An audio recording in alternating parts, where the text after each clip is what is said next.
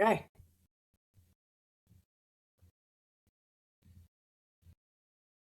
We're live. That's very exciting. Are you as excited as every week? Yes, You look forward to this time with me, I know. I do. I just do wonder if we should introduce anything, or we just dive in and go live and say we're live while you're clicking on Slack or clicking on the back end stuff. But anyway, I'm gonna leave it alone. Welcome to Food is Health. It's because we were interviewed for a podcast earlier this week and it sounded so professional.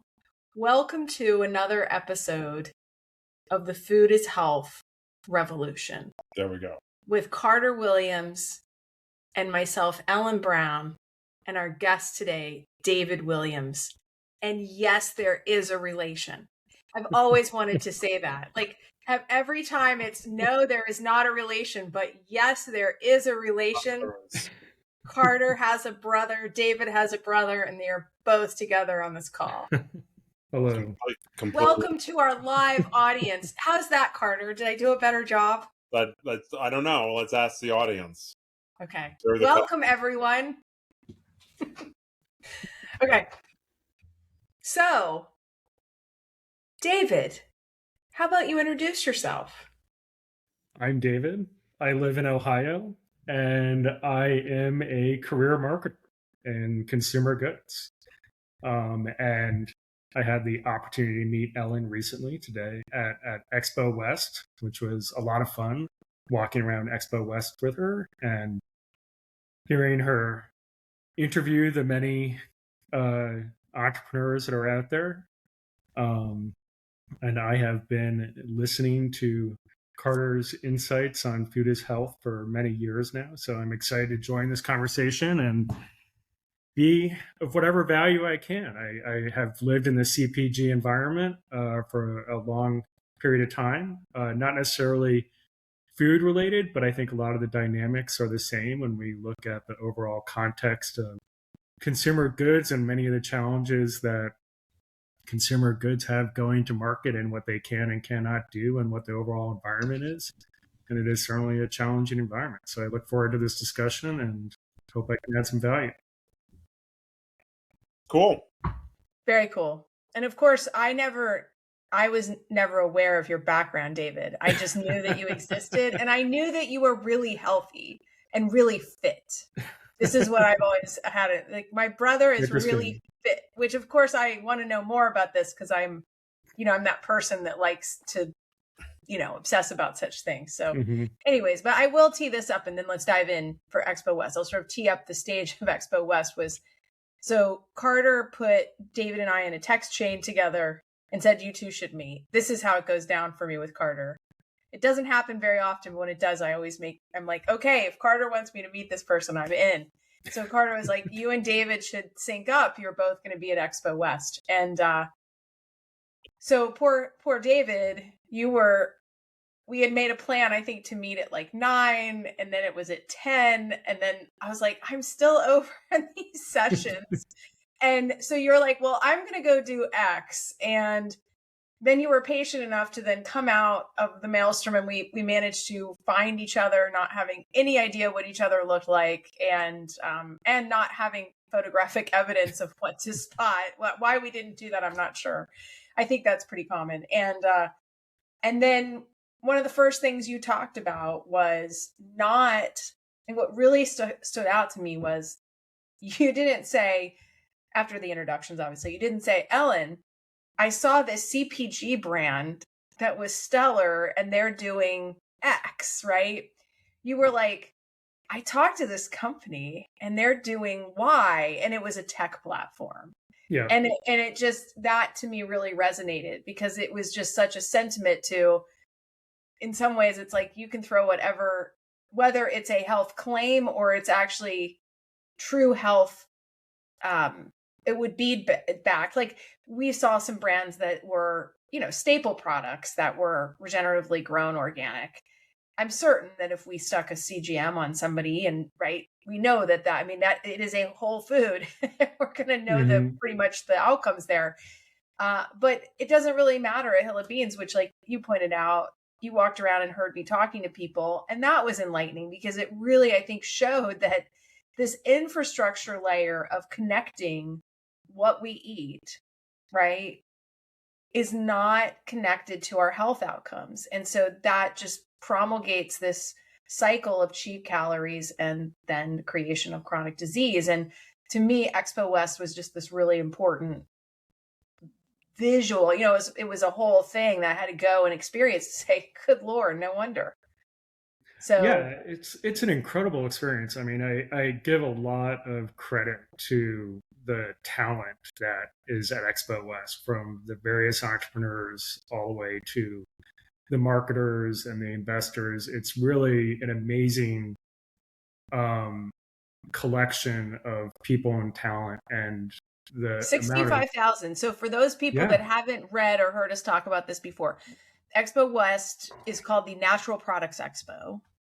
And it is now, how I describe it to people in healthcare is, if you've ever been to Health, which is like one massive convention center in Vegas, it's the Venetian. And it's like, huge, it's been in other places, but, massive, massive convention center hall. It's basically 10 of those, like those halls of huge vendors. So it's 65,000 people and 3,500 vendors. Yeah. And you see everything from beginning brands all the way to large brands bringing out natural products. It was great to have conversations from everywhere to marketers that I've known over the years who are now moved from kind of conventional CPG to leading some of these smaller companies, to talking to farmers who are bringing their products to market and in new packaged goods. So it's really a very big cross section, and very fascinating. So when we think about food as or health outcomes in this environment, there's a lot of competing priorities among all of these brands to be able to bring that out. They're working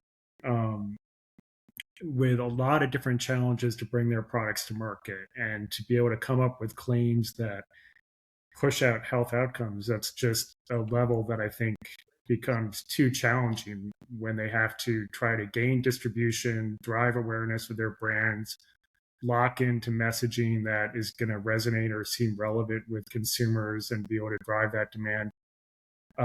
It's going to be too hard in most cases, especially since only a fraction of those brands that are represented there are actually going to succeed, to be able to invest and be able to show what outcomes are.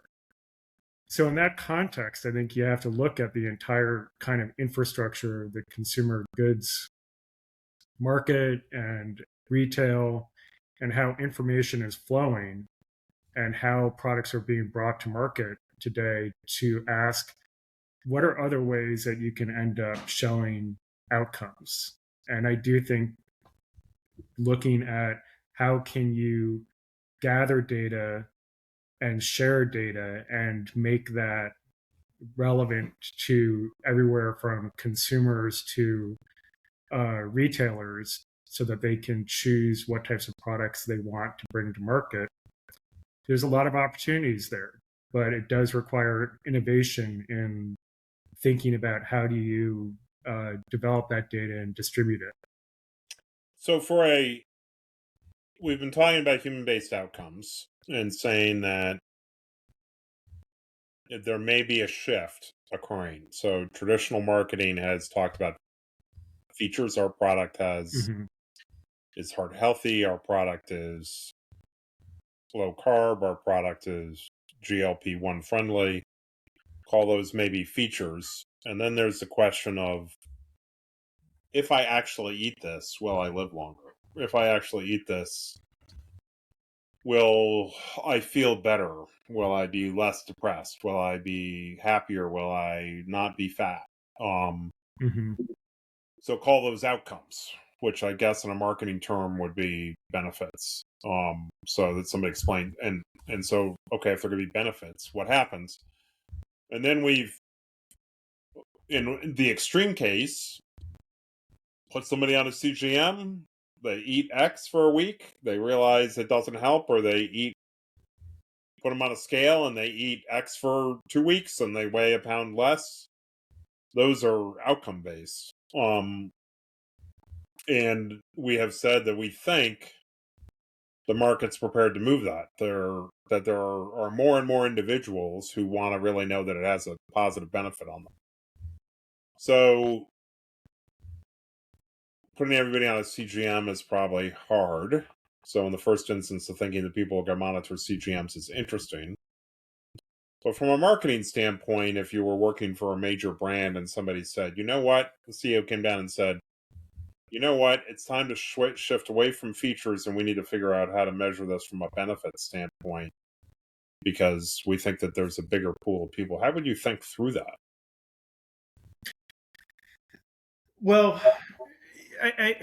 first I want to say that there's definitely consumer demand that I think it's past the tipping point for better for you types of foods. I think Expo West clearly shows that there is a level of innovation and desire to push products that have this type of better for you positioning. And that speaks more probably to the features that you're talking about, Carter, that how can we list out the various ingredients and make functional claims around those types of ingredients,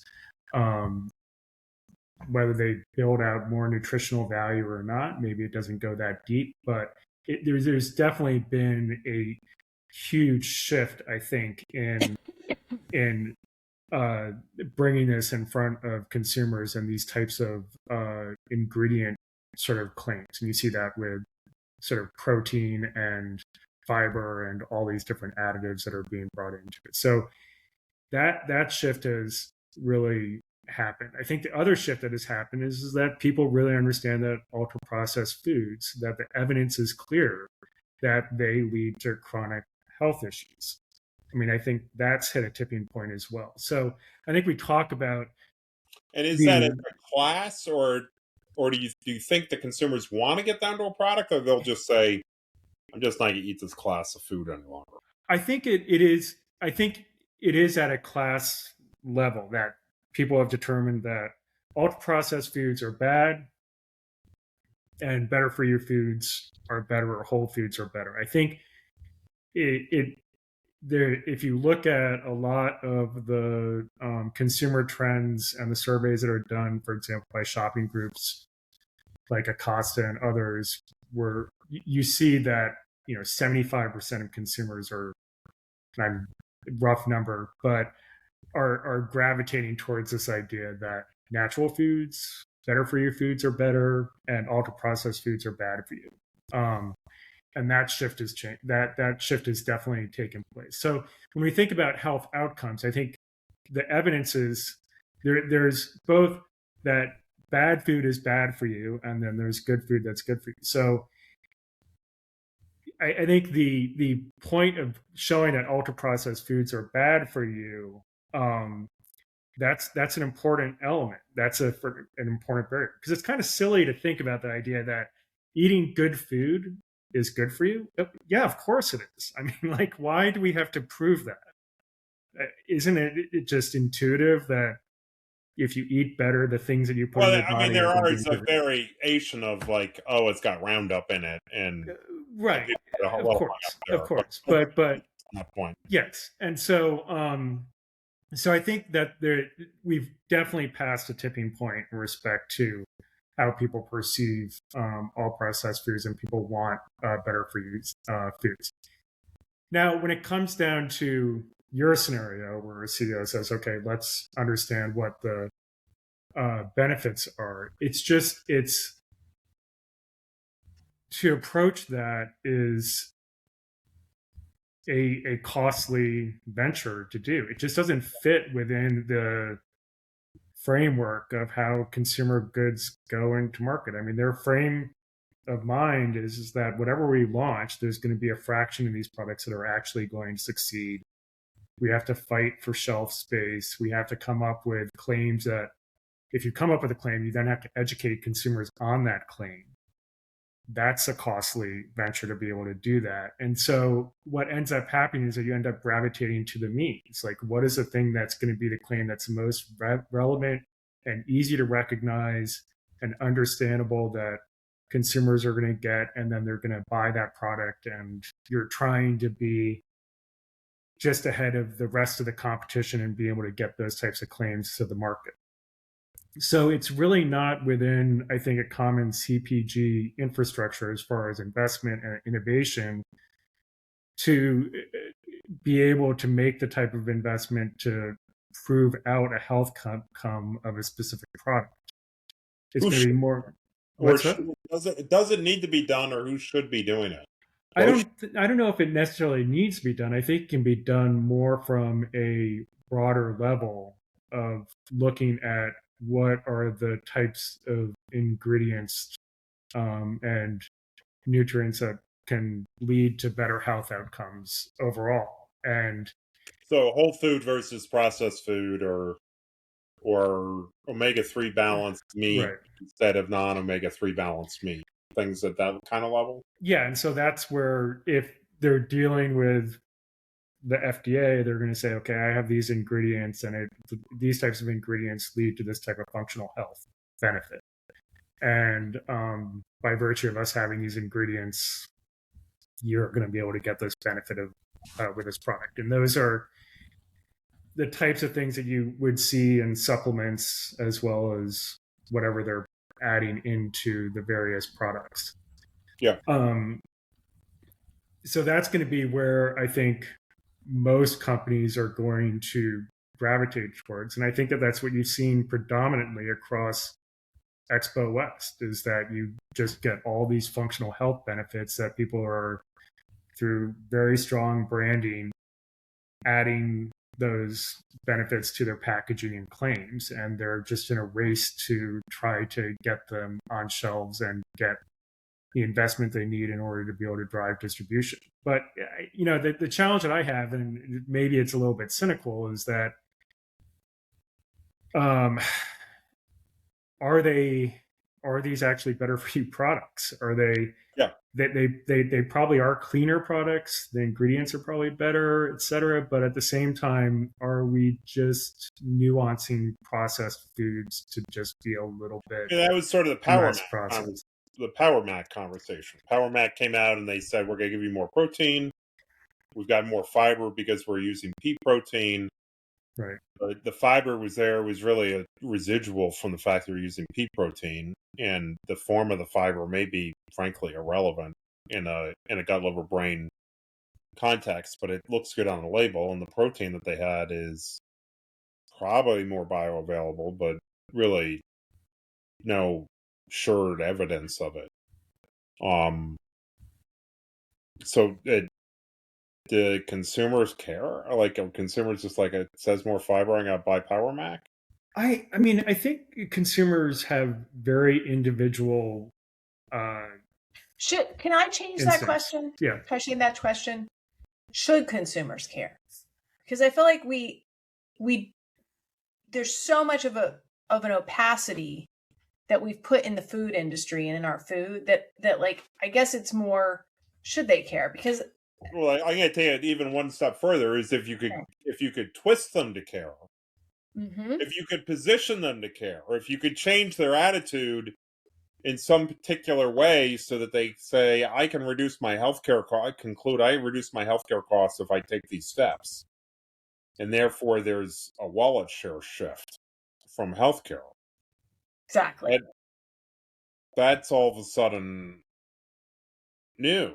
Because everyone keeps saying, oh, it costs too much. Well, the added cost of health and food together, well, people have always allocated 25% of their household wallet to that, and they make different decisions. So they vary between health and food but they never spend more than 25%. So you can trade health and food if you convince people, or if they, I don't know. If they understand, maybe. I mean, I'll give you this. I mean, I'll make this personal for a minute. I mean,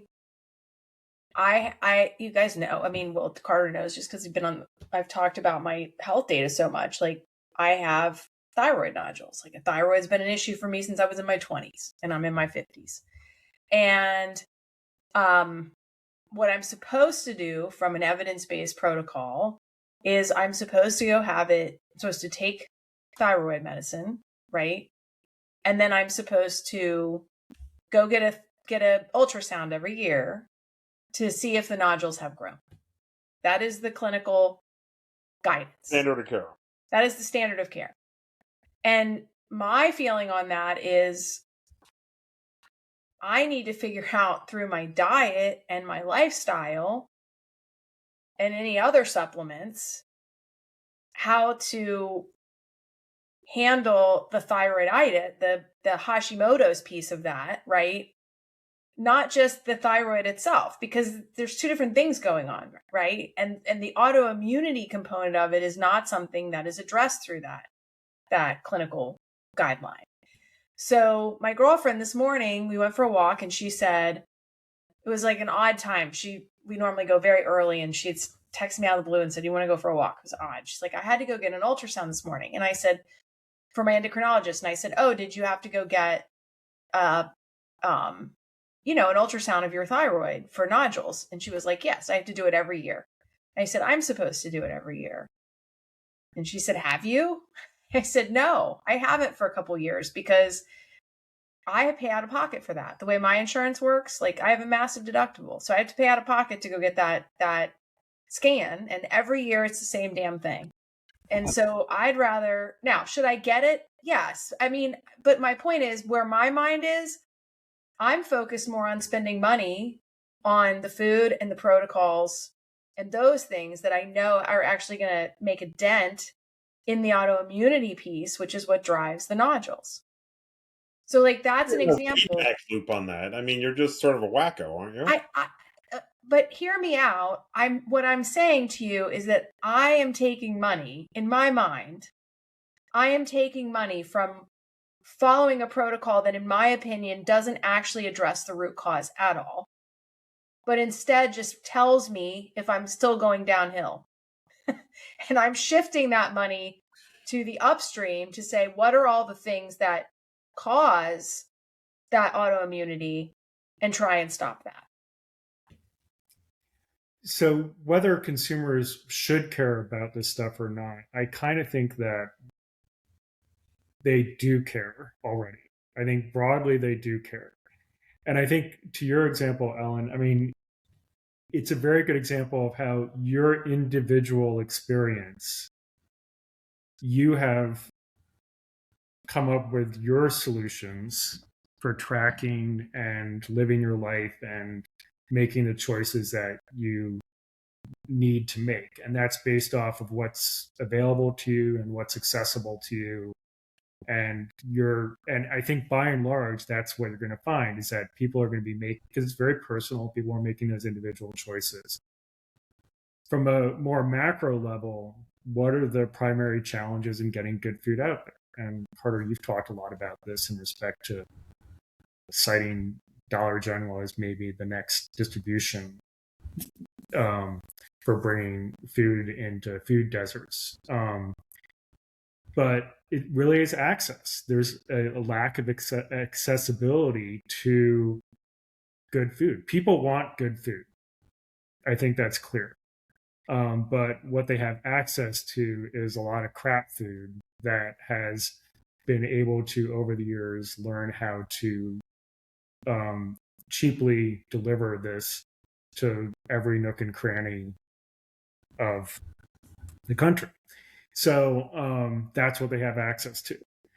But people, I don't think that they want to be able to eat it. I think the trends show that. I think the trends are showing that people want to move away from this ultra processed food, and certainly they should. I mean, that's I think the first thing. It's not so much about like, what do I eat to be able to be better? It's like, what you should stop eating.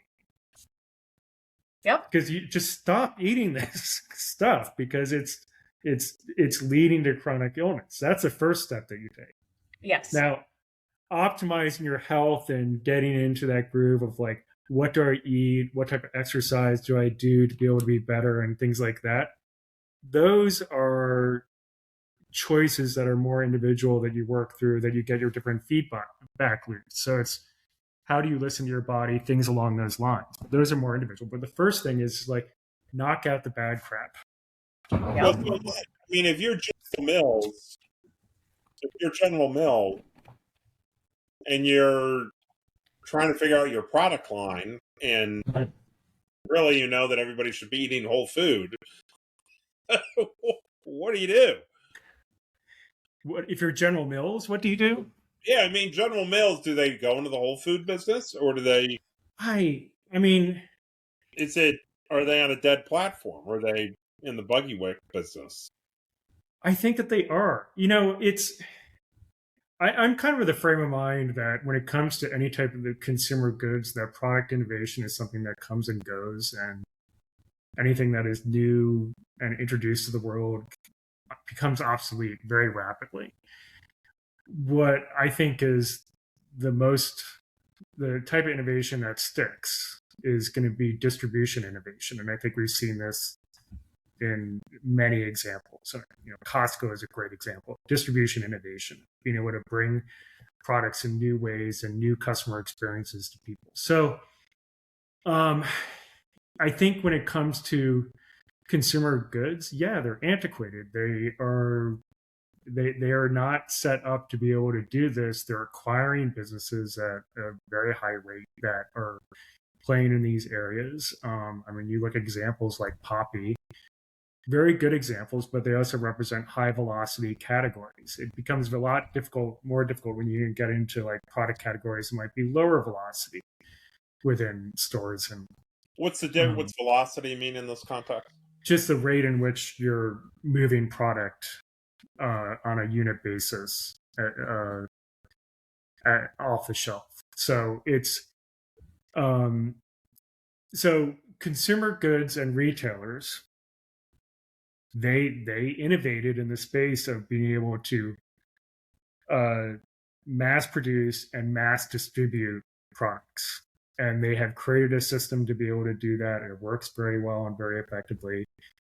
A lot of these new products that are coming along are trying to be able to get into that very competitive space. It's extremely difficult to be able to do that. So the workaround on that is going to be, how do you create new ways to distribute these products? New innovation. The new way, do you think that new way is more things like Costco, or just like home delivery, or something yet that we still haven't really seen? I think certainly home delivery has been an area where there's been a lot of investment, and that's, I think, been a huge way in which a lot of these brands have been able to gain an edge.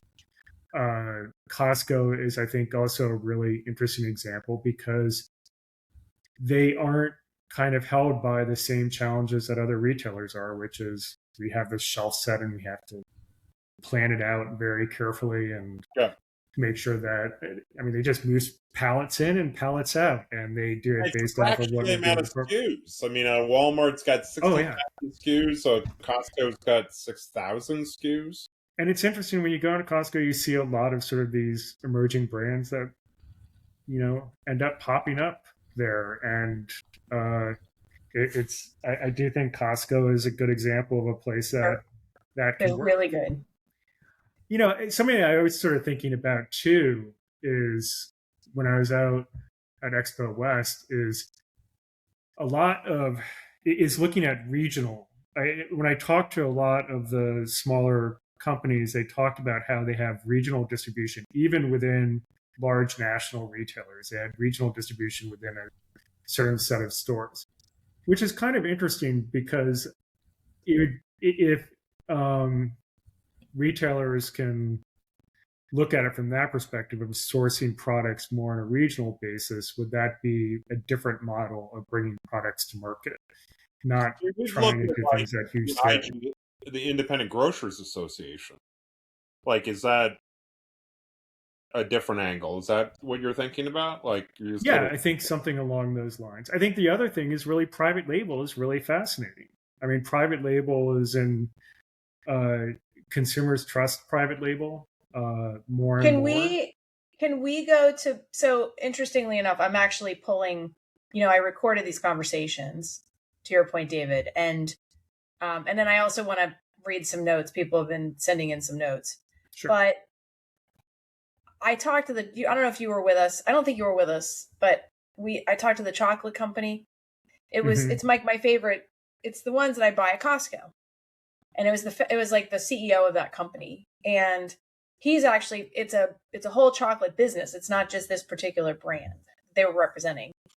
And here are some of his quotes. So he said, I've been in the chocolate business for like 4 years. I know all the things I love and hate about chocolate. I think he meant 40. I think this is part of the transcript. I don't really eat erythritol or fake sweeteners. We just keep it to the basics, kind of a European chocolate, 4 or 5 ingredients. And most of those, that's kind of a higher quality chocolate with high cacao or cocoa. So the sugar's less. We have a European mentality towards good chocolate. But then he talks about Costco specifically. Most people go to club later. We go club earlier because the contract work and the job work are kind of brother and sister to one another. We ran a Costco bag for 6 weeks in the plant for the pistachio stuff. It's easy to take the small stuff on the big racks, but it's hard for people that start out now to scale for Costco and get their cost in place. But our contract kind of already put us in there. So now the retail stuff can just grow in its own pace. The club and the contract are the ones that fill it in and make it work. Oh, yeah. I mean, absolutely. Costco does have, it's hard to get a program in there.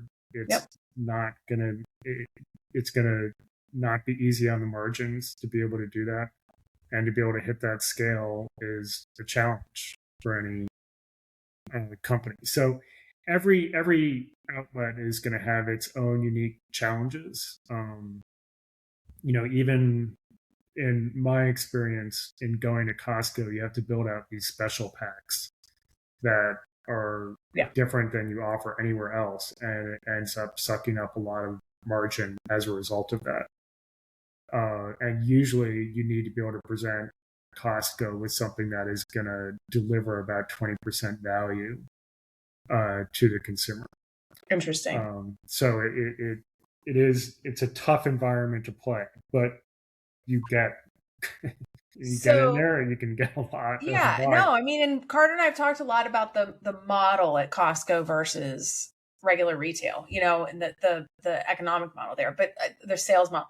But let me jump back to the comments for a second because there's some good stuff in here. So Bluebird Grain Farms joined. They're on. David is spot on. For over 20 years, we've pioneered ancient wheats in the U.S., while much of traditional retail still prioritizes margin over nutrient density. Our direct-to-consumer customers are leading the shift, choosing real high-quality food. And then later followed up with, our food system is policy-driven, and right now, subsidies favor commodity crops over real nutrient-dense food. So I don't know if we want to pause and talk about that one, or you want me just to read the other comments that are in here. Yeah, I mean, it's going to be, I think when you think about policy and thinking about shifting the fundamental infrastructure that exists out there, it's going to be really tough. I think the things that are going to change what is happening is consumer demand and education. The more consumers want something, that's the fastest route to change. Companies will, as soon as they see that their demand is being impacted by consumer trends, they will move heaven and earth to change and go after that. And that's true of CPGs. They look at that as being a direct threat to their business if they're not chasing after this. And they invest a lot in looking at future trends and looking at consumer insights. Millions of dollars every year just to be able to follow what is happening so they can stay on top of that. That's going to, I think, change things dramatically. I think the other thing that's going to change things is disruptors in distribution. So things like DTC, that's going to, and how people get their food, all those things are going to change consumer behaviors. But it's going to be very hard for the company that you just talked about, it's very hard to play within the current environment and break out. Yeah, I mean, so it sounds like, and then another person just weighed in and said Bluebird is fantastic food, by the way. So it sounds like maybe we need to. What is fantastic food? Bluebird Grain Farms. Oh. The food. I just don't think we can. I don't think we can wait for policy to say that. No, we absolutely cannot. We it's cannot. just not going to happen. No, which is why we're doing this. If let's just construct this a little bit. So, if signals of shift in consumer demand will hit the aorta of CPGs, and distribution will take friction out of that system, that would suggest what we should do is be aggregating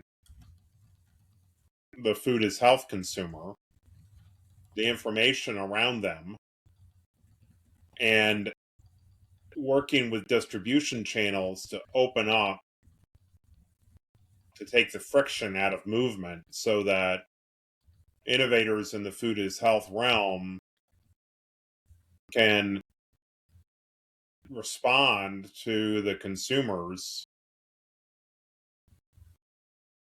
that want it. So that, I mean, what that sort of says to me is you go, so let's pretend for a second that's true. Do we sort of agree that that's sort of, as a platform, sort of agree that that's something? Yeah, I mean, I think one of the things feeding into what you're talking about is, so a lot of these companies rely on sales data and trends to make the choices of what CPGs are going to sell and what retailers are going to put into distribution. So let's, I want to interrupt here for a second just to go a little bit deeper in this architecture. So if we were to take the normal Nielsen data set and enrich it even more, I don't know what that means, right. Even more, let's pretend it's got integrated health data at the same time. So even more, and we were able to tie that to a population health perspective, so even more, and we were able to tie that to the brands that want to come down that channel, and we linked more flexible distribution arms to that, which there may be many. It might be Costco, but it might be Uber Eats, or it might be, I don't know. But if we were to create an ecosystem of that and get those 20 or 30 or 40 people to recognize that they are a cluster, opening this up and setting new channels of connection, that sort of feels like an interesting network to put together to sort of reshape and then expose what the new architecture will be. And I think that it's 80% there, because you've got, if you take Circana, formerly known as IRI, and you take Nielsen, they are trying to get the most complete picture of sales across all channels that are possible. And they syndicate that data out. But on top of that, they also consult these businesses on what are the consumer trends, where they are going, and they do tons of research on how private label and different types of food trends that are taking place, and probably have been for the last couple decades talking about this topic of consumers trending towards food as health, and why it is that consumer brands need to be more focused on creating better for you types of products. This is probably in all of their trend decks that they're pushing out to the CPGs, showing how this shift is taking place. And so all that currently exists. If you were to layer on top of that health outcomes, that people who, because you're tracking, they have panel data of which they're tracking millions of households of specifically what they buy, if you can point out that people who buy products that are mostly like this versus products that are mostly like that have different health outcomes, that would be a very interesting data point to bring. If you laid on top of that, if you got everybody to lay on top of that their A1C, their CGM, their point of sale data, yeah, and I mean, we've got to ask our friends at Nielsen about this, and then you might need to repackage the data set so that it's consumable by smaller brands that are emerging that are trying to fight their way through this. So I don't know what that means. Because Nielsen pretty much serves the bigger brands, right? They don't necessarily have a reason to package that up to smaller brands. Mm-hmm. If we take somebody like, I think it's People Science, who are using to do longitudinal control arms now for open architecture studies. And if we build sort of an ontology in the back end that allowed the integration of that data, it certainly might be interesting. I don't know how to pull that off, but maybe we can do that across our portfolio. So it might be a project to bring up and work on in the conference in totally Nashville. Well, I mean, here's, we've talked about ingredients in this. We talked earlier about pea protein. We're kind of alluding to this again of like measuring this. I mean, here's a really interesting example that I'm going to pull from kind of the comments here. So I talked about chocolate. And so somebody just weighed in and said, on the chocolate front, you guys should all check out Crave Sweet. It's in the comments for anybody that's there. They make low carb keto desserts, really delicious. Started by a friend of mine about a decade ago, a pharma executive when she wanted better sweet options for her kids. So that's Julia. So I will say to Julia, my immediate response when I saw keto was like, well, what is this? What's in this? Like that was where my brain immediately went. It was like, what are the ingredients in here? And so this is where it gets interesting. So I took Choc XO, which is the chocolate that costs the one I talked to the CEO. It's certified organic, gluten-free, and kosher, which again, the organic matters to me from a glyphosate load and just from a chemical load. Not that it takes care of everything, but there's some level of something, right? Sweetened only with small amount of organic cane sugar, no erythritol, monk fruit, allulose, stevia, or any artificial sweeteners. And then it goes through and talks about it. Then Crave Sweet is made with, and it talks about the ingredients, organic dark chocolate, organic almond butter. The only negative is you could say that there's some palm oil in that.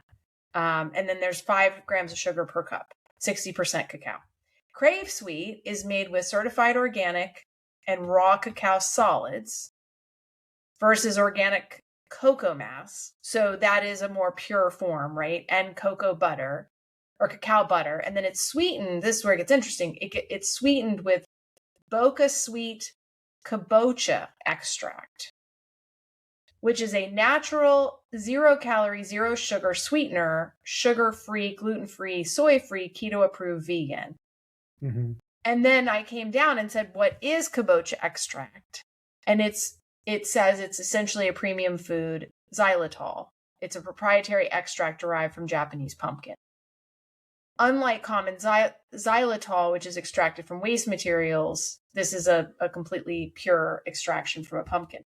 But so that's all a bunch of words, right? But to this whole conversation, consumers to follow that, right? But imagine if instead we had a data source that I ate the Choc XO and then I ate the Crave Sweet and I saw what happened to my body, right? Some way for me to measure, like, that's really what you want people to understand. Or right? I mean, isn't that what we're saying here? Is like navigating that is so complex for somebody. Well, it should be hard to make a bad decision.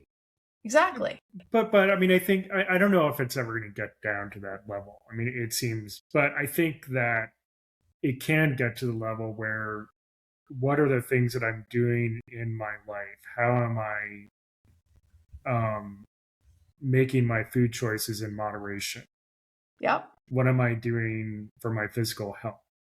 Balancing all those type of things. I think that there are ways to be able to capture that type of data and understand good versus bad life choices and how that impacts your overall health outcome. Yep. So it is really just a marrying of, I think, data to be able to do that. What's interesting, I think, also is that do you have to do all this at a macro level and syndicate it? I mean, that's one way that you could get people to change things. And if Nielsen and Circana could do that, that would be great. But I think now there could be also tools that could be created for individuals on a personal basis. Yeah. Because they have their own health data. Yeah. They can track what they buy and shop. You can create a nutritionist concierge AI agent to be able to help them make those choices. And so they can track all this stuff personally. Yeah. So that was the other thing. So I've been pulling all sorts of stuff out of this, what I recorded. And so there was one talk. This is why I didn't meet up with you when I said I would, David, was I went to the Bain talk. And, they did their big announcement of, I forget the name of it, but it's like, it's like, if you want to be on the list, basically, you're like, you've made it every year. And literally that Charlotte Oxley said, agents are becoming the new influencers in an age of digital commerce. What you have to do is control the agents, control the decisions agents are making. Like, that says so much, right? Yeah. But also added to that, why couldn't, if individuals are doing that, why couldn't all that data then be aggregated? Agreed. And then you could end up syndicating that out, and you can just circumvent Nielsen and IRI and just syndicate out a whole nother. Well, if we assume that that's going to sort of take on a life of its own, what do people in the food industry do to prepare for that? Does Bob Jones hook up to the agent APIs and that's how he's going to get new business in the future? Or do we have a company like a Wise Code, right? Oh, Bluebird's asking AI agents. Bluebird was asking what I meant by agents, that it's AI agents. But should... Well, so do we want to supply chain reorient to be prepared to work with agents? But this is where I think that if you create a mechanism to collect data that delivers insights that show change is happening and at the same time creates change. So if you have these sort of nutritionist concierges that are helping individuals make choices about their health, and it's actually changing consumer behavior. If you are able to show those insights that consumer behavior is changing, and that there are trends that are taking place, companies will change. They will innovate to that direction, and they'll do it that's the fastest route to them being incentivized to change. So they'll change their supply chains. They'll change how they go to market. They'll move heaven and earth to innovate to be able to do that, because otherwise they'll die.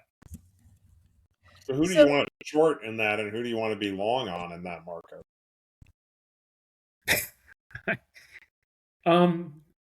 really feels like I don't want to be a CPG. Well, I mean, I think it's going to be. I think you just have to look at their structures and see who's pivoting to be more agile and be able to invest in these areas. So I don't know. I mean, it takes some. I want to answer that for a second with something we saw. And then I do, before you go, David, I do want to talk for a few minutes about Wise Code. I want to, if that's okay, I want to finish the conversation there.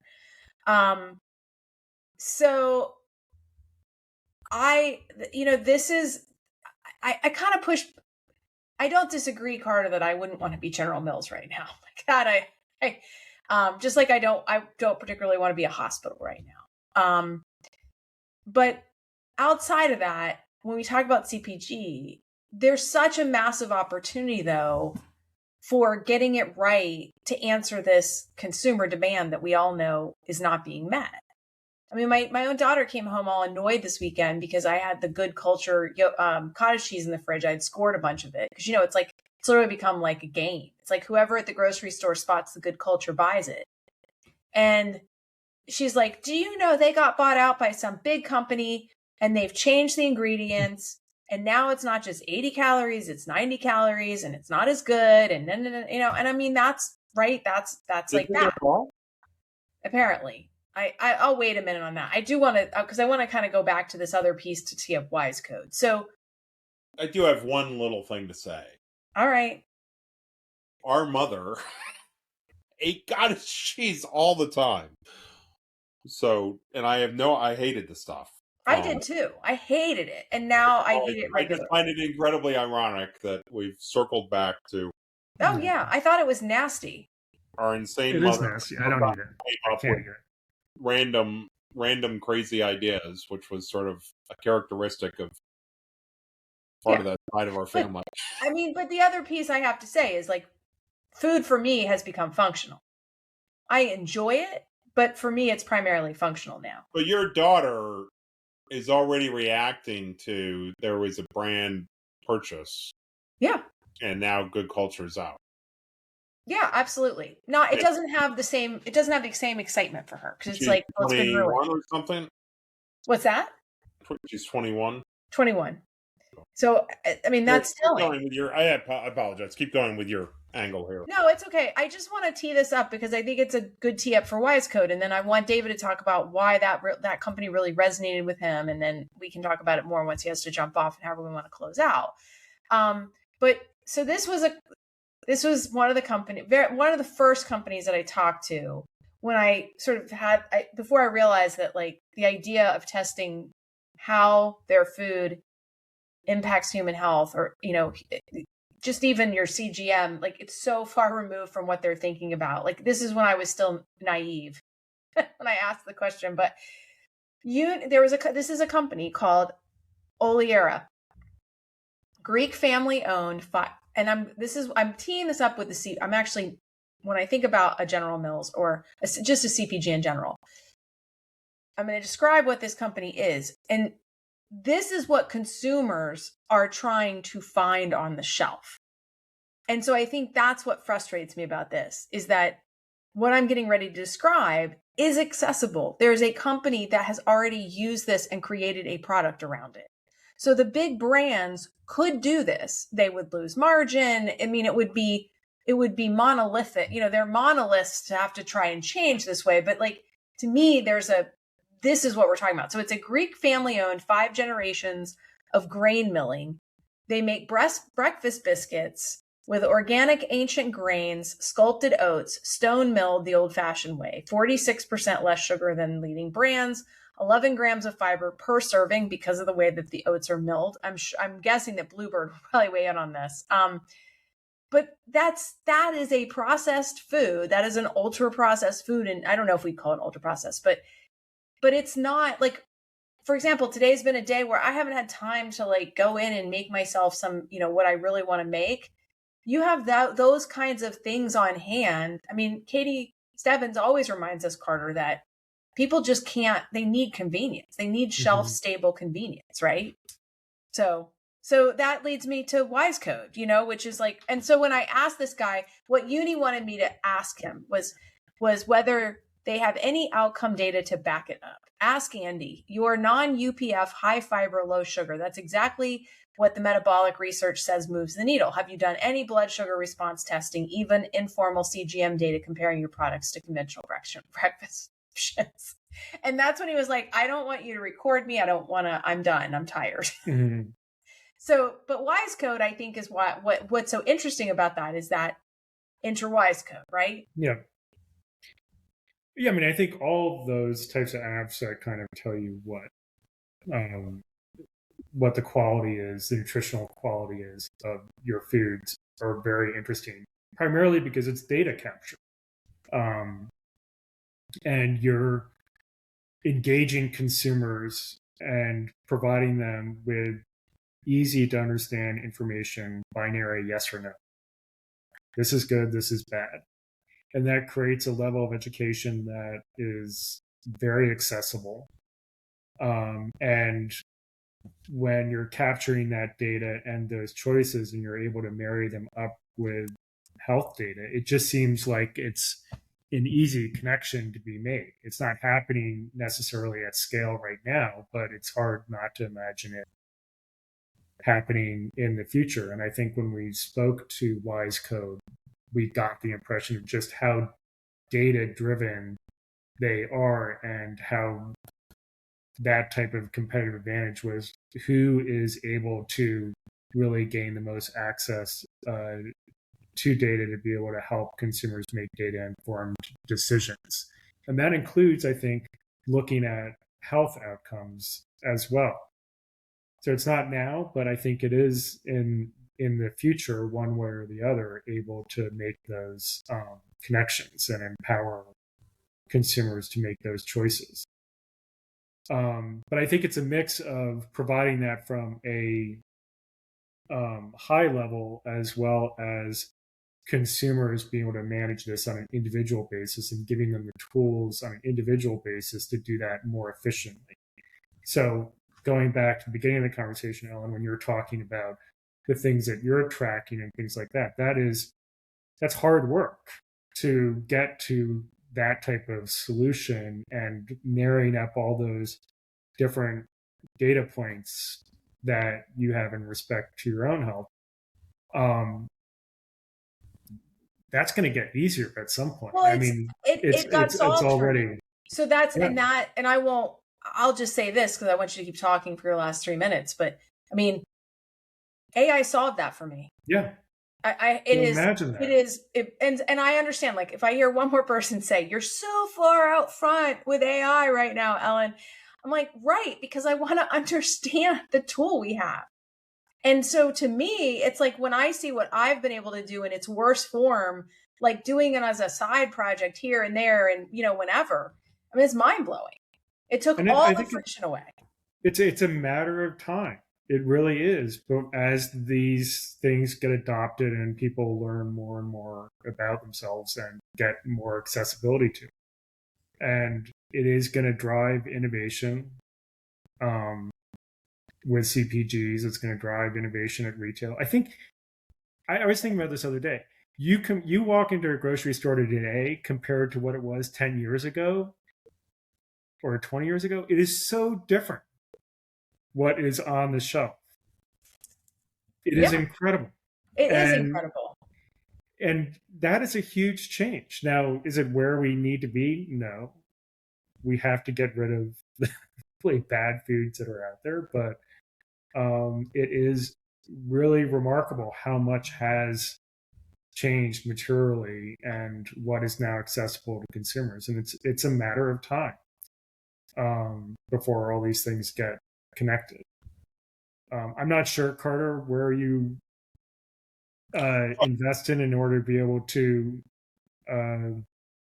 help facilitate this. And what we need to do, what we are trying to do from an investment standpoint, is the shift we need to make is we've got 80 portfolio companies and we're thinking about others, is to network them together so that they're spending less time trying to define this channel and open it up and more opening it up and being able to go to, we as an investor should go to distributors and say, here's the architecture do you want to move in this architecture? What's happening is these companies are individually going to like the back door of some of these organizations and saying, well, here's that. I talked to somebody at a very senior level at corporate who's been working between some of the large ag companies and some of the large food companies. Are like, oh, we're going to figure out how to get regenerative done.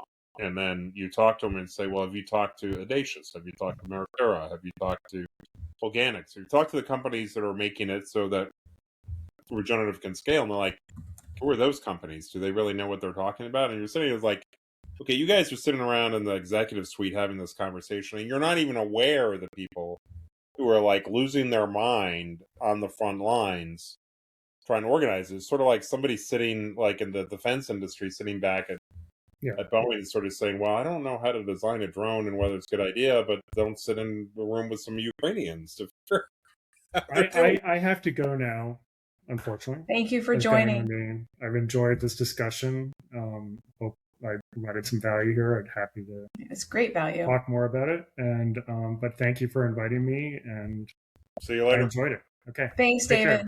Bye bye. So Carter, I'm gonna because first of all, Bluebird wants to connect. Who does? Great. Bluebird Grain Farms. So they want to talk further. They had to hop. Okay. But so right now? I know. I know. Could you guys just join? No, they have to hop on a sales call. But I do want to go for a second to Wise Code.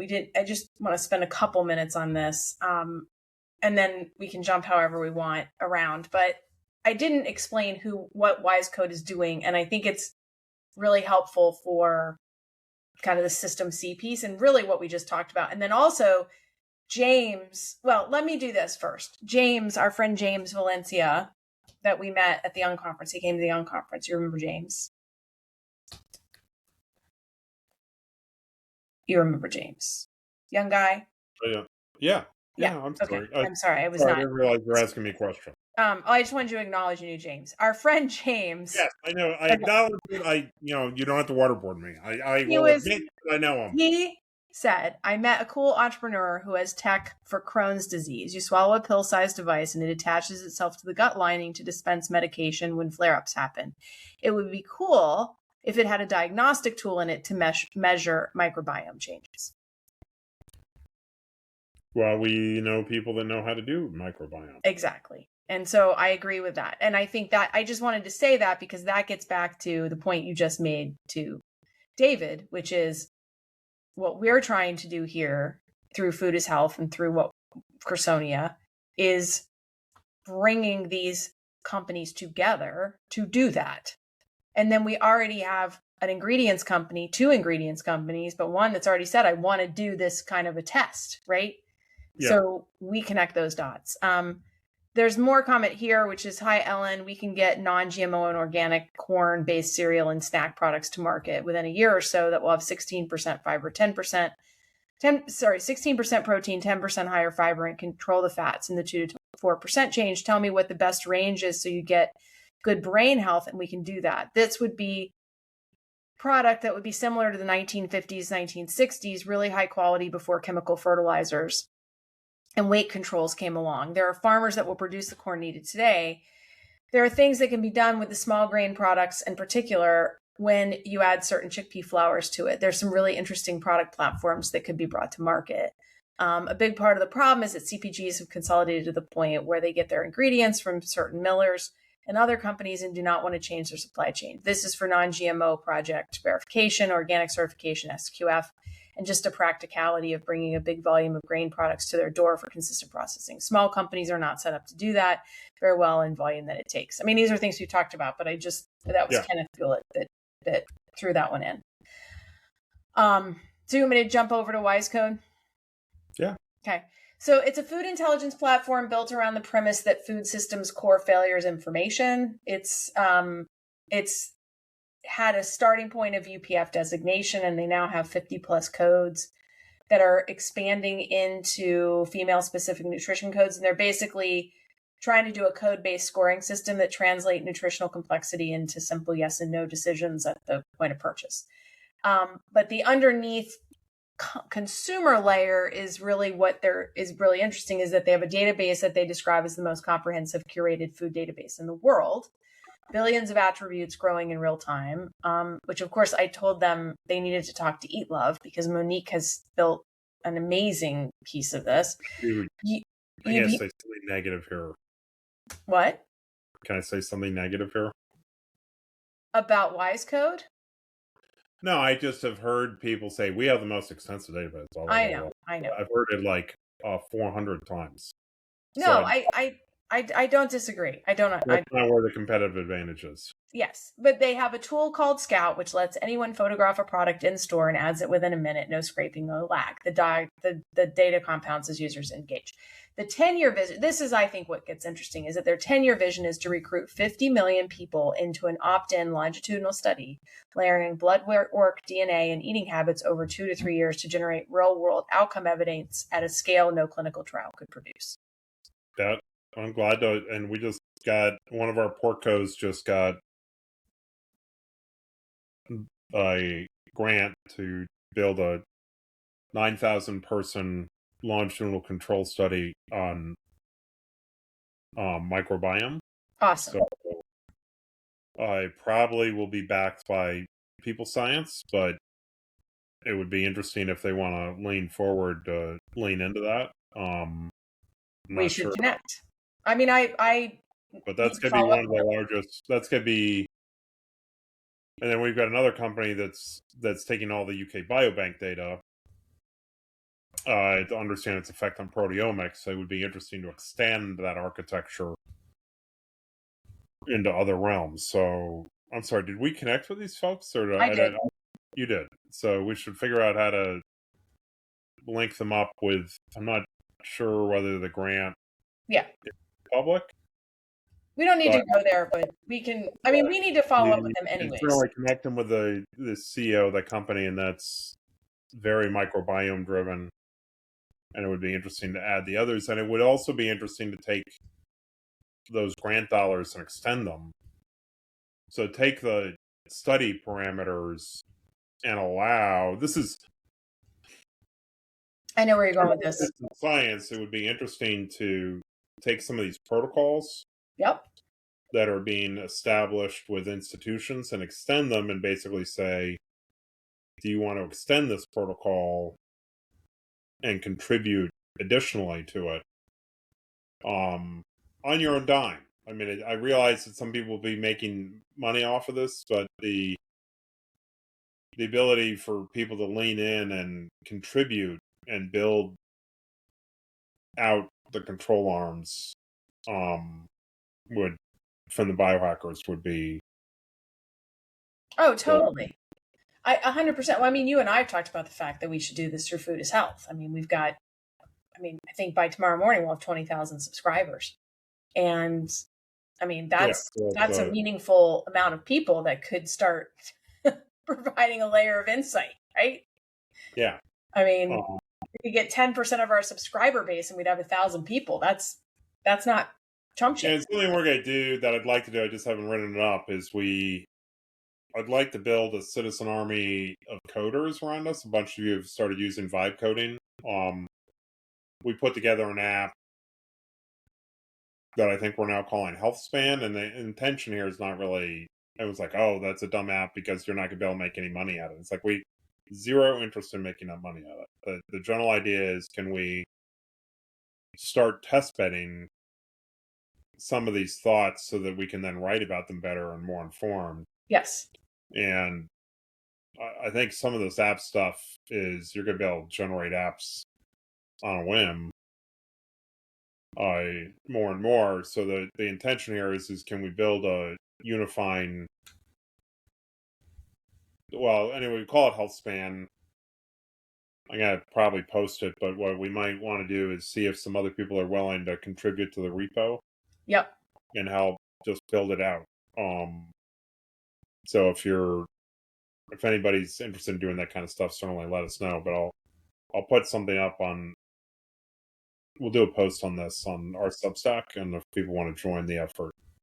Perfect. So how about we transition? So I think this is actually to me, this shows me that our design, what I'm getting ready to move us to, is this conversation around the new CMMI, which is the Centers for Medicare and Medicaid Innovation, which now some people would say, oh, we're going to shift from ingredient and then to WISE code of, which is.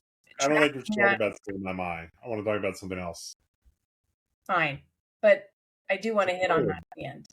I want to hit on the Elevate model because of the RCT. I don't want to lose this idea that WISE code's sitting on of doing the largest longitudinal study. That's all. So I just want to do an advertisement.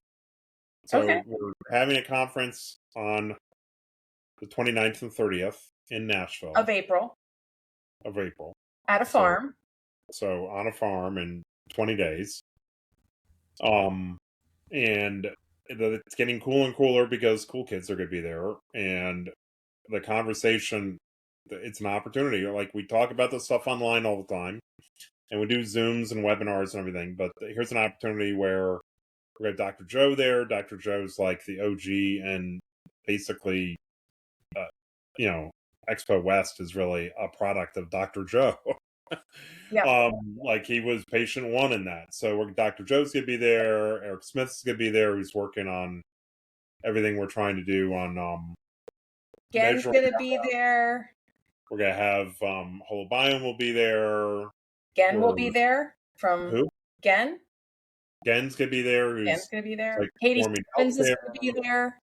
We're going to have Chef's Garden will be there to really show what. You're getting me excited for this. Like, I'm ready to go next week. Well, I mean, it's just going to be, it would really even be cool if we just didn't even do the panels and we all just hung out and talked to each other. And so if, like, the side conversations in this conference are going to be off the chain. Well, and you're only wait, but Carter, what's important? Even if you can't afford to come, just come and hang out. Like come to dinner with us every night. We'll all go to dinner together. Okay, so first of all, let me find a barn to all eat at, and then just have a conversation. All right, but you've got to hold on. You got to make this human. We got to get together in a room together. And so we're going to blast this out on our Substack at some point tomorrow.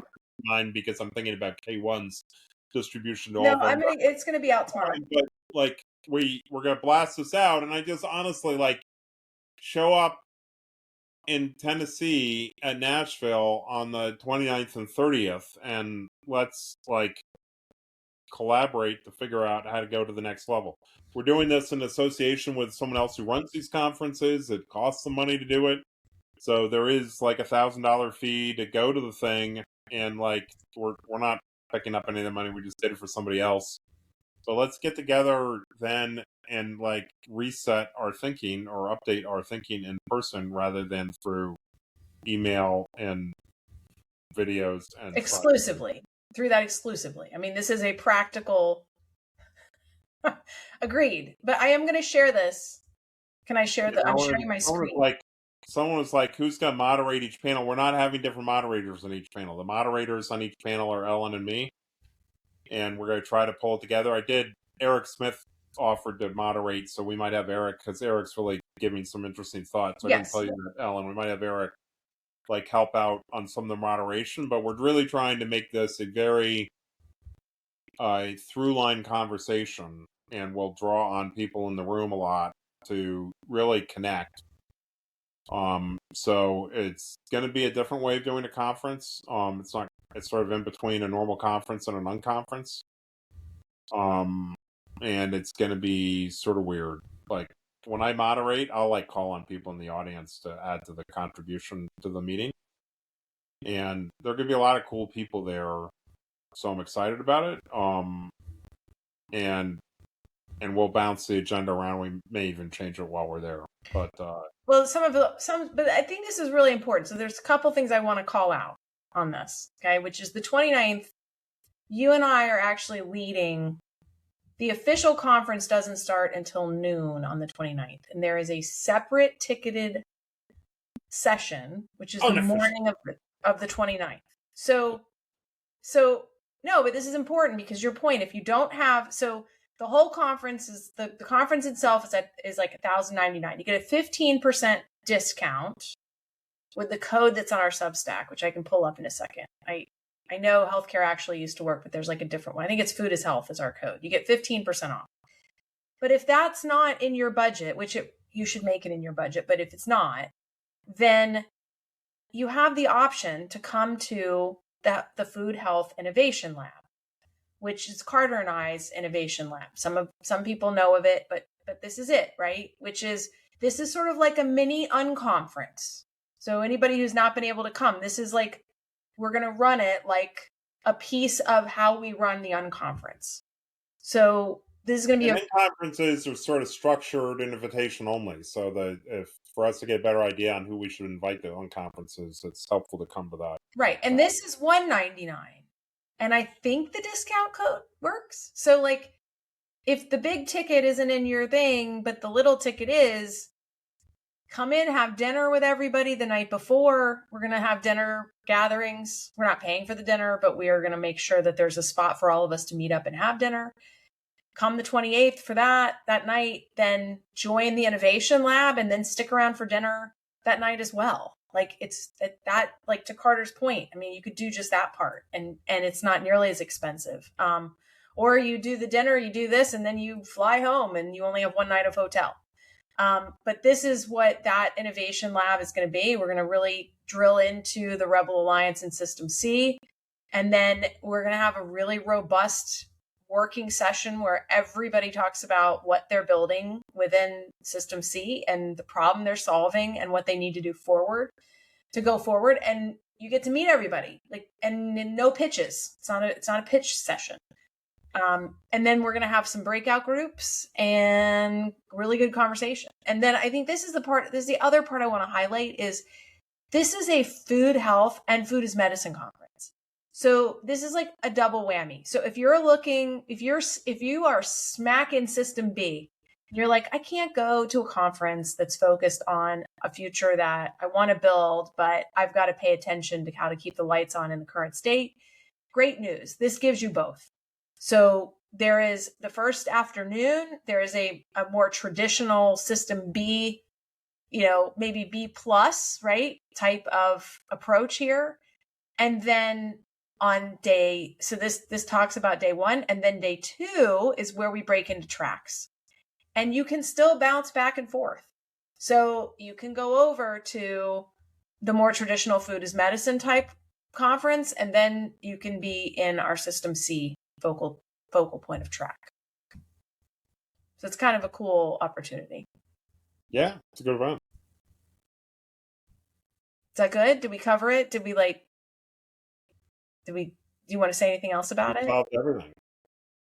It's just like let's get together. It's a good time to get together. Yeah, I agree. And I think humans getting together is going to generate other stuff. Yeah, so Liz asked, can a person come to the pre-event workshop but not purchase the ticket to the whole conference? My understanding is yes. Yes, you can buy a ticket. If somebody knows nearby, like, is there a cafeteria style place that we can all go to and have dinner the night before? Liz has already made arrangements. If somebody she has made multiple arrangements for us. So we've got some place that we can go. Absolutely. We do. It's already reserved. It would be nice to know who's coming and we will send all this out for people through the Substack to respond to. But we're going to go to some restaurant and sort of do a meetup kind of thing. Exactly. Then the code, I don't know. If you go into any of our Substack articles, the code's on there because we've got the banner up. So am I allowed to talk about Elevate for a couple minutes? Sure. Okay. Will you talk to me about it though? Okay. So this is people in the background complaining they got K1s because that's all that matters is how we pay our taxes. Okay. I had to deal with that yesterday. I had to go handle some things around that. The guy at the bank's like, what are you here for? I'm like, I'm adulting. He was like, oh, okay. All right. Elevate. So CMMI, as I think we all joked, it was the 12 days of Christmas. They seemed to be dropping a new program, announcing a new program every day. The last almost 2 weeks, it was like the week and a half 2 weeks leading up to Christmas. It was wild. There's like new program dropped on like the 20th. I've never seen anything like it. And one of the programs was the Access program, which we've talked about. And one of the programs was the Elevate program, the Maha Elevate program. And it is all about lifestyle medicine and functional medicine. We did a deep dive into it this week and published a piece. And after diving in as deeply as I did to write that piece, it really hit me that, and I am going to submit an LOI under HealthSpan. Just everybody on this call is aware, and tell all your friends. I am going to submit an LOI in case this contingent pulls together what we need to go after one of the grants. There's 2 cohorts. Cohort 1 is this year, cohort 2 is next year. They will grant up to 15 $3.3 million awards.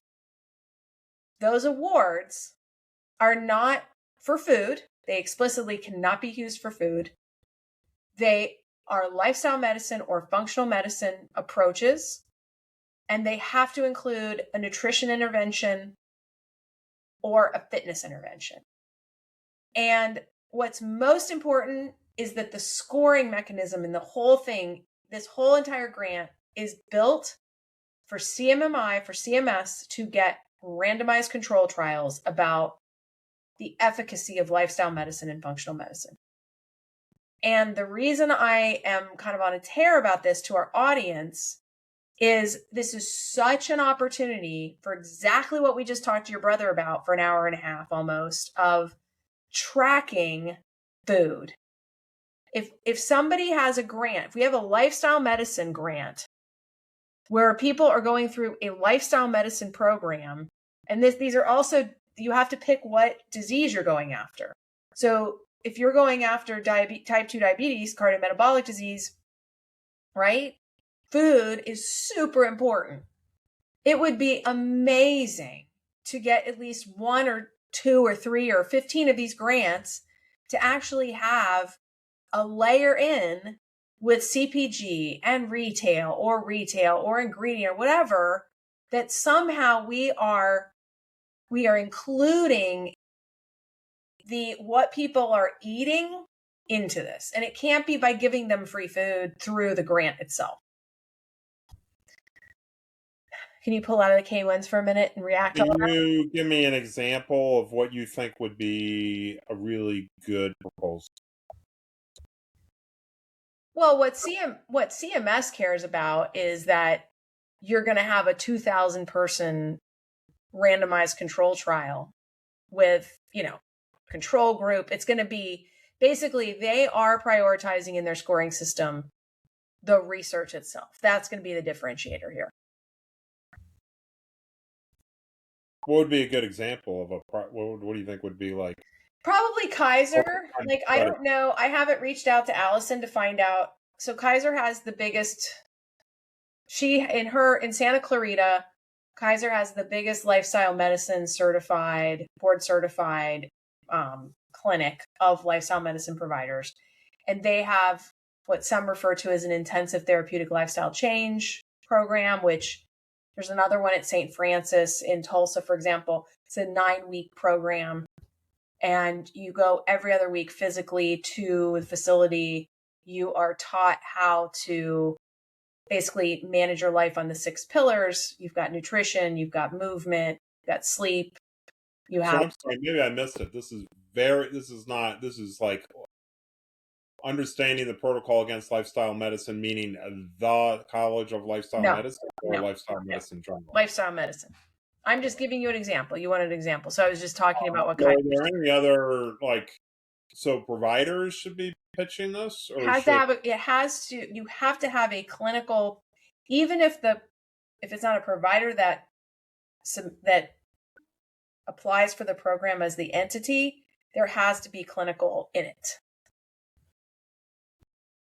So are friends at ARH pitching it? I'm sure they are. We need to talk to Brie, but I'm sure that they are. Is anybody else aware? Who are some of our other friends? Well, I reached out to a couple others. I'm not going to name them on here. And sadly, they were not planning on applying. But now, after reaching out to them, They are looking at applying.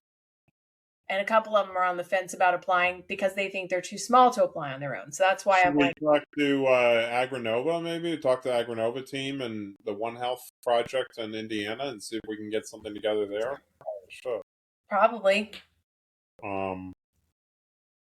Anybody else out there know some systems we should Jay up at OSU that they've got to have lifestyle medicine in place today, and most don't. Well, maybe they can fake it. They can't because they have to have outcomes from their existing program. How do you define lifestyle medicine? Maybe they have it. I don't believe they have it, but I don't believe they're doing something where they've got outcomes on it. But I mean, maybe OSU could do it. I mean, I'm speaking from a state of ignorance, which is never smart.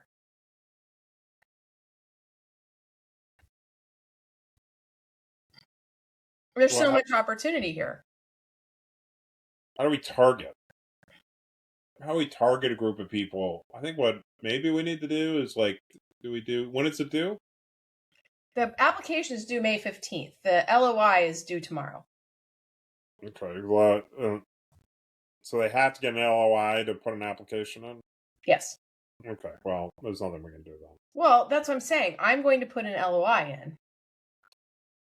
You're going to put a generic one in there, or one that we can build other around? Correct. Okay. Is Uni helping on that? Once I get my other two agents completely stable, yes, she will help on that. Yeah. We need a milk budget for Uni and Wilson. We do. Maybe people will contribute. We should do a GoFundMe page for Uni and Wilson, and now Mimi and Thomas. Those are their siblings.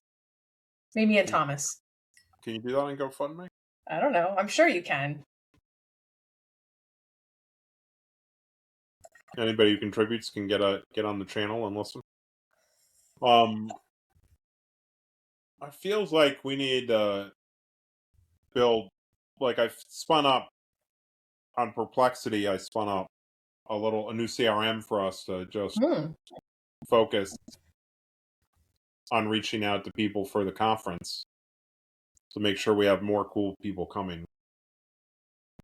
That I shared with you. Yep.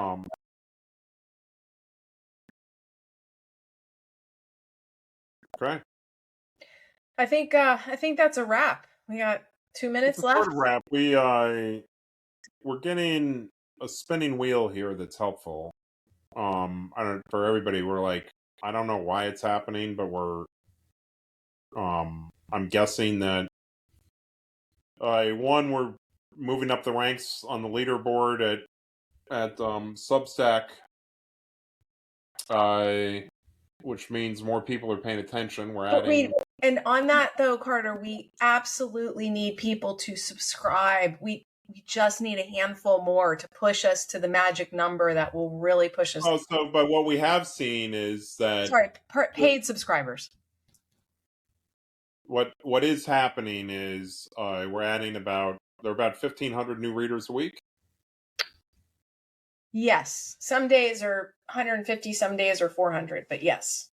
So we're adding about 1,500 new a week. And about 1,000. Yeah. Those are 1,500 new people that are. What we're seeing in those data is they're reading through the old articles. It's starting to influence people. This community is giving us information that we're trying to put together to help other people understand. As we've talked to some of those new subscribers, what we have learned is they're trying to figure out what food is health means. They're starting to realize the weakness of food is medicine. They're energized by this discussion. And so I would say why we wrote this and why we put it together was we're having all these different conversations with people, and that we would spend the time to try to draw those conversations together into a focused discussion. And so what we're building here within this Substack is really the network of information across all 20,000 people now, and trying to feed that back into a coherent strategy. Now, back when we had 5,000 people, we were able to get RFK to start listening to us and influence policy. Now we're at 20,000. And so we're able to influence things that much more in the discussion, which was part of the reason we were down in Florida a couple weeks ago. So we are a vessel by which you all who sort of believe in this are trying to assemble this, and we're glad to hear other people's opinions to do that. But it also means that what we have learned is the reason why it's expanding is because when you read an interesting article out of this, you're sharing it with other people, where there's a concept system ABC, you're using that to help shape it. We are putting together 2 books which have been drafted. One is around food as health, one is around System C, that we're going to use to help other people understand what you already understand about food as health and System C. So we got some work on that that's going on. We wouldn't mind some people who might want to read the galley proofs of those books. It would be helpful. The thing that has expanded this is sharing what we have put together with other people. So when you've got the emails, please pass it along. The other thing is, you might find it helpful to download. There is an app for Substack. You might find it helpful to download that app. We use it a lot, and a lot of our people who share a lot use it. But not many people realize there's an app for it. Yeah. And it sort of allows some collaboration with other people on comments, and so if you download the Substack app. But I think we're on track probably to be at 50,000 people by August. And at that point, we start affecting things. And we're only going to get there really by you all sharing more articles and you giving us more feedback. So I don't know how to encourage you to do that, but please. But then we become a more powerful tool for you to use. Yeah, versus just I think what we're seeing is like we're getting the same type of track. Like the more we grow, the more that we have the same ability to influence as an influencer. But we have industry, we have, it's a whole different animal. And I think people are seeking that, not just having somebody that, they like listening to and watching that don't necessarily have the professional expertise and knowledge and just all the work that we've done to try and pull all this to, to come up with how this would work, And the agents and the software we're putting in the background to help, we're working on a little bit of a joint CRM that everybody can use to be able to figure out who to connect to. It's not finished. And a world model. And so the dollars that go into subscriptions end up paying the milk money for Uni and Wilson to make it easier. Not bleed us dry. Make it easier for Uni and Wilson to operate in the background and help speed. Well, and Mike Williams, who's on one of the agent channels, said Uni and Wilson are the coolest. They argue like teenage siblings. They just use about $150 of tokens a week. So they're like that too. They need anyway. They need a lot of lunch money. Yeah. So anyway, they need lunch money. So do we. Good. All right. Else? Well, thank everybody for joining. I guess thank you for joining us for another week of the Food is Health revolution. This is the first step in a direction of improving what we're doing. Yes, with your hosts Ellen Brown and Carter Williams, and we got to have a Uni and Wilson thing in the background soon. We do, and then Uni and Wilson will listen in and comment in the background and chatter. We could put them. I thought about doing that, but that just seemed like... They could just sort of chatter in the background, and everyone could be sitting there. It's like, what? Did you guys just see what Wilson and Uni just said? That would actually be fun. We can throw them up on their own screen. We'll do that in another couple of weeks. I think if we're lucky, Carter, I think we might have Brooke Sleitner on next week. Cool. That'd be cool. He's fully he doesn't actually in, but is he gonna be in Tennessee? This was something I thought of that, like, Brooks, show up in Tennessee. I don't think Brooks is here today, but he is. Tell him to show up in Tennessee. All right. Well, you can tell him yourself too. So, all right, everybody should show up in Tennessee. It's a look up Brooks Lightner VO2 Max, and that's all you need to know. Yes, exactly. All right, Carter. I'm going to say goodbye. Okay, but stay on for a second. Yes. Bye.